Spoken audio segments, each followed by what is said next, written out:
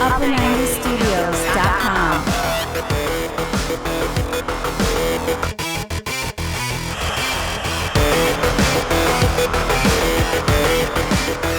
Hey, what's up guys? Welcome back to the channel.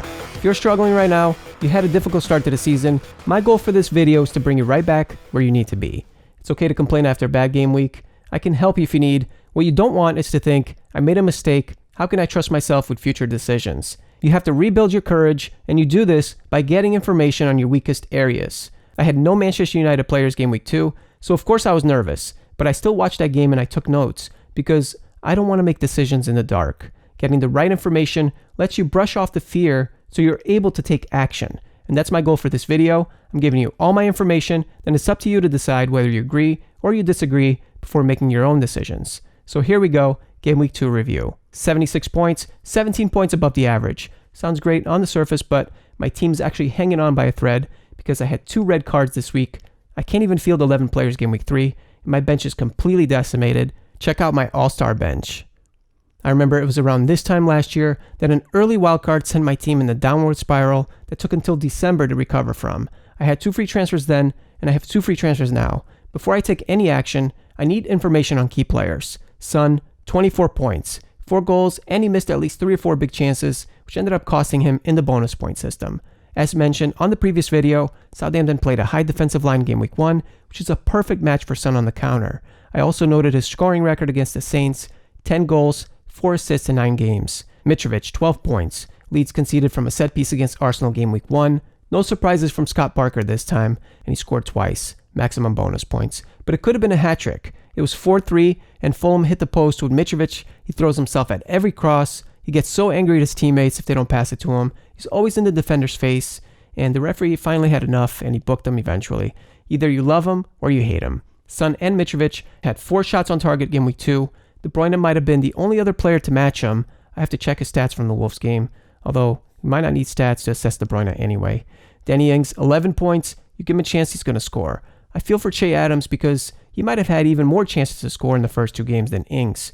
It's that composure in the final moments that let him down. The question is the team's mentality because it's 3 games and 3 defeats. And by the way, I'm not happy with the goalkeeper McCarthy. I had my eye on Martinez at Aston Villa. The question is the timing with the fixtures. Aston Villa face strong attacking sides, although they have improved defensively since the end of last season. You probably noticed 4.5 million defender Konza on my watch list since preseason. With other fires to put out, I'm probably going to give McCarthy another chance. Those on a wild card, they have other options. James Justin, 7 points, clean sheet, and assist game week 1, and he scores game week 2. Justin had more touches in the opponent's box than Jamie Vardy. Manchester City next, that's a tough one, but he might have opportunities to feed Vardy if Nathan Ake is injured. He looked to be struggling with a hamstring problem in the second half. Alexander-Arnold, 7 points. Yes, it helped that Chelsea were down a man, but he was much better at both ends of the pitch.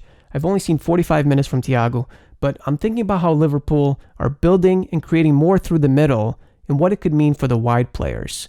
I'm hoping it's going to open up even more space for Trent and Robertson on the wings as opponents are drawn to the playmaker in the middle.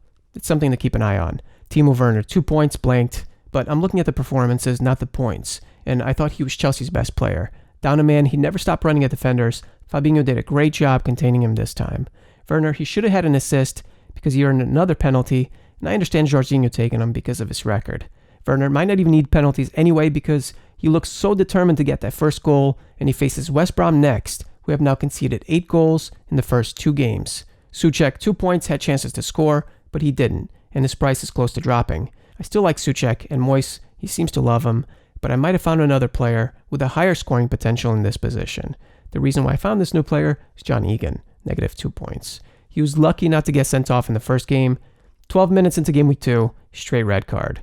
It's frustrating because I can remember his goals hurting me last season, and this season, after I bring him in, -2 points after the first 2 games.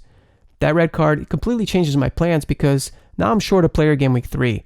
My original intention was to sell Aubameyang for De Bruyne game week 3 because of the fixture swing for Arsenal. I wanted to watch Manchester City play before making a decision. It was the same with United.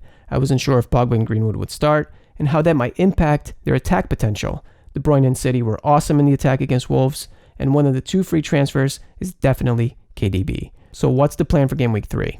I didn't plan on selling John Egan before Leeds United Game Week 3. Now he's banned for that game.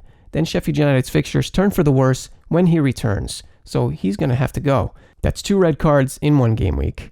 Sometimes I make impulse transfers, and they come off. Sometimes they don't come off, and I did something on Saturday. I used one of my free transfers to bring in Calvert-Lewin before the price rise. I sold Ings before he scored a brace. I was trying to hold off as long as I could, but I just couldn't help myself. My concern with Ings is the team, if they're overly dependent on Ings to bail them out. Everton, they have James Rodriguez, Luca Digne, Richarlison. Of course, Calvert-Lewin is playing with so much confidence, as he showed with a hat-trick. They also have a top manager, Carlo Ancelotti, who has a history of developing top strikers. DCL is learning from the very best. That's how I'm justifying it. One transfer done on Saturday, which is super risky. I was almost hoping Man City wouldn't play well so that I could save another transfer, not get KDB for Aubameyang, but KDB was a beast. So he comes straight into my team. My team looked like this after KDB and DCL. Of course, John Egan was sent off. Now I'm down a player, 2 free transfers gone already, and there are midweek games to come. So it's a calculated risk because I'm looking at which teams are playing midweek and which may rest their starters. That's going to factor into my transfers. At first, I was looking at Wolves with Saiss at the back. And Wolves had a poor first half against City. Then they grew into the game and created chances to score. Their fixtures, that's another positive. Then I thought of the record-breaking number of goals scored in a game week, and I was thinking, what if I spend less on the defense and channel more funds into the attack? So I went even bigger, and this is my current Game Week 3 team, all-out attack. Transfers out, Egan, Souček, Aubameyang, Ings. Transfers in, Mitchell, James Rodriguez, KDB, DCL. I'm changing Egan and Souček to Mitchell and James Rodriguez. 4 transfers, -8 hit. I was considering the wildcard, and it's still an option if I see big surprises before deadline.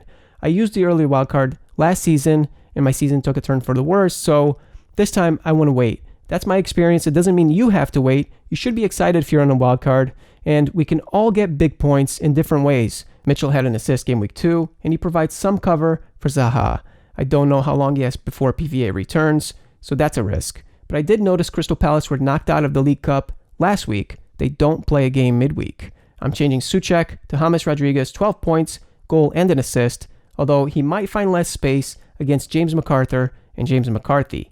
I can give him a few games, and if it doesn't work out, I can always downgrade this position using the extra funds to improve the defense and the bench. Everton rested their star players in last week's League Cup game, so I'm hoping for more of the same on Wednesday. Tottenham's EFL Cup game, that was postponed, which helps, although they do travel in the Europa League later in the week.